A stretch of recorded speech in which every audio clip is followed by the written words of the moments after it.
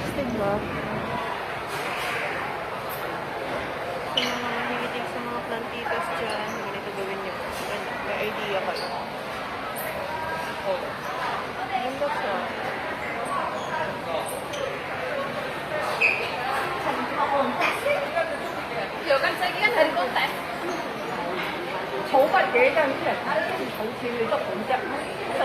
Pwede din pala, oo. Tingnan nyo ang ganda siya. Pero yung plants dito is plastic lang siya. Pero ito, original siya na